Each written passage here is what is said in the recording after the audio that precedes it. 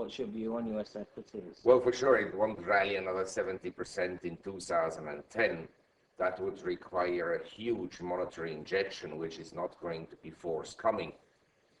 But equally, I don't think that we have a huge downside risk. We rallied from 666 on March 6, 2009 to 1,150 on the 19th of January 2010.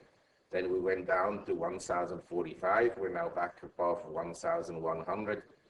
I would imagine it's conceivable that the market makes another marginal new high into April, and then that the second half of the year is not very rewarding. I mean, I would look at the market to close probably a bit lower than it started the year in 2010, whereby if the Dow and the S&P dropped, say, 15-20%, in other words, the S&P towards 900, I think there would be more stimulus and more quantitative easing. So I think that there are support levels for the share market, and I believe it's important for investors to realize that with interest rates at zero and with bond yields rather going to rise over the next 10 years, bonds and cash are not desirable assets. So you're left essentially with real estate, and some real estate may be attractive, but I just saw in Hong Kong, they sold some apartments whereby they said that the prices were up 80% year on year. So it's also gone up a lot, and therefore I think that stocks are probably something to look at, aside, of course, from commodities. What's your view on US rate policy? We had that increase in the discount rate, but Bernanke kind of indicating he's going to hold steady for months to come. Well, I think that the pattern that occurred after 2004, when they started to increase the Fed fund rate, is relevant, because although they increased the Fed fund rate at that time, we still had expansionary monetary policies. And the monetary policies in the US will see to it, in my opinion, under Mr. Bernanke, that even if the Fed fund rate goes to 5%, and you have at that particular time inflation at 8 to 10%, in real terms, interest rates will still be negative. So as far as I'm concerned, as far as the eye can see, short-term rates will stay negative in real terms, which is essentially supportive of equities, and of course, extremely supportive of precious metals. You've long been a fan of gold, so are you still very bullish on gold? Do you see a lot more upside? Well, I just looked at the performance of markets during hyperinflation periods. And over the entire period, when you really inflate, in other words, you increase credit and money creation, over the entire period of time, gold is a rewarding asset. But there are years when equities outperform gold. And since March 2009, equities have grossly outperformed gold. But now, since the lows in a couple of weeks ago, when the S&P touched 1,045, gold was also at 1,045 at that time. And now gold has rallied somewhat more than the S&P. So I think if you would take a very optimistic view about equities because of money creation, you would also have to be positive about gold. And I think over the next 5 years or 10 years, gold will outperform the S&P. What's your view on China? I mean, you've said in your reports that the economy will disappoint this year. Other people are talking about a bubble bursting. Do you think it's going to be that dramatic? Well, it doesn't really matter. It has, of course, investment implications, a slowdown, and in particular, a bubble bursting that would really lead to very disappointing GDP growth would have a dramatic impact on industrial commodity prices and the currencies and the economies of the resource producers like Brazil and Australia and so forth. But I'm not so sure that we will have a total collapse in the Chinese economy. I rather would look for a slowdown based on essentially excessive credit growth. We had in January bank loans increased by $200 billion. On an annualized basis, that would be more than 50% of GDP. Clearly, it's not sustainable. So slowdown will occur at some point, and that by itself will have a negative impact on commodity prices. Now, the bubble, argument goes, there are huge excess capacities in China. That may be the case, but if you look at the US economy, say 1800 to 1900, we had the construction of railroads, we had the construction of canals. All canal companies eventually went bankrupt, including the Erie Canal, which was the best. And by 1895, 95% of railroads were in receivership or were bankrupt. But at least the US had the canal system and the railroad system upon which the whole industrialization could take place. And so yes, in China we have some excess capacity, but in the context of long-term economic development, eventually these excess capacities will be used up, as well as empty buildings and as well as empty office buildings. In your last report, you sang the praises of India. You said many investors have overlooked it. Compared to China, would you say India offers better returns for investors right now? Well, I'm not sure that they offer much better returns from here onwards because the market has more than doubled from the lows.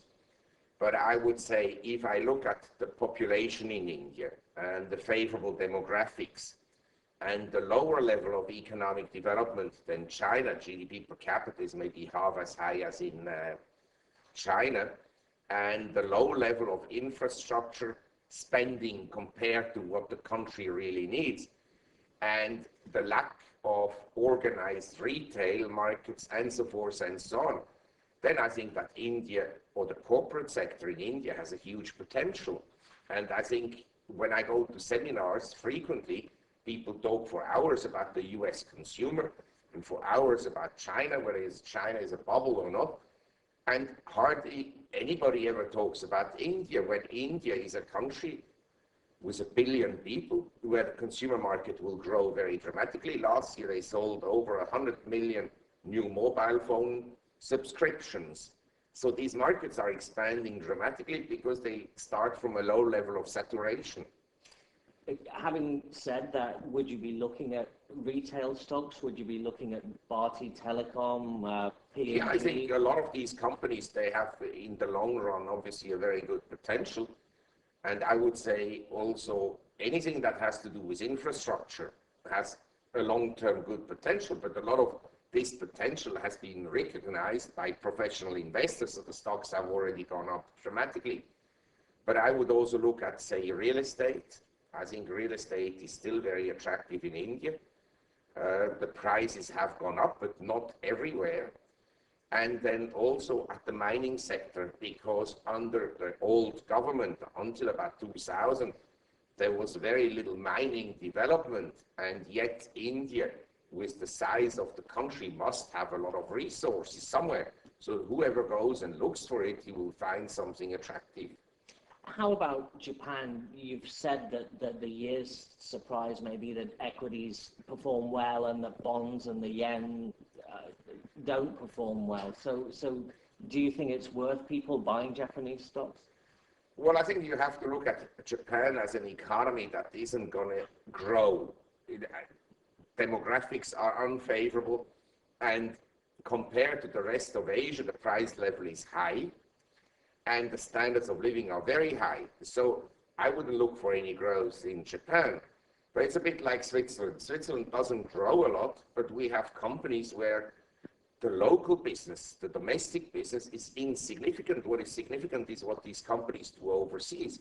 And the same applies to Japanese companies. In addition to that, when I look at an investment seminar, such as we are here at, then Japan is basically a neglected country among international investors. People always talk about Asia ex-Japan, and they go and spend hours on seminars about Mongolia and about Cambodia, which undoubtedly have a lot of potential. But it's still amazing that the second largest economy, along with China at the present time in the world, gets so little attention by international investors. And I think as a contrarian, I look at the Japanese market in March 2009, it was no higher than in 1981. So I guess that from a cycle point of view, peak in 1989, low in March 2009, that from this long cycle point of view, the market is rather attractive. You said what Japanese companies can do overseas rather than the domestic market. So does that mean that you'd be looking at exporters? Exporters and companies that have large investments outside Japan and they are expanding outside Japan. And a lot of people are saying, you know, forget the US, forget Europe, it's the Japanese companies that are doing business in China and in some of the other growth markets in Asia. Would you agree with that? Well, I think that we have to realize today, if you look at the world, it's no longer the Western developed countries, Western Europe and the US, that are the dominant economic forces around the world. Today, if you take out services, because the service sector is of course more developed in an advanced economy like the US than say in an emerging economy where you still have a household economy. But in terms of goods, production of goods, and also in terms of consumption of goods, say car sales for the first time in the history of capitalism, they exceed in emerging economies car sales in the developed countries of the world, including Japan. Or you take semiconductor production in Asia, Japan, they are larger than in Western Europe, Japan, and the US combined. So we're no longer dealing with emerging economies, the poor cousin of the world. Exports from Brazil to China are now larger than exports from Brazil to the United States. The emerging world is a huge component of the global economy in terms of goods produced and consumed, certainly more than 50% of the world's economy. And so my argument is simply that investors should be positioned more and more in emerging economies. Doesn't mean that they have to implement this strategy tomorrow and sell out of US and European and Japanese shares and put it all into emerging economies overnight. But over the long run, I think that, say, a family that has significant assets, they should have at least 50% of their money in emerging economies. That's great. Thank you very much.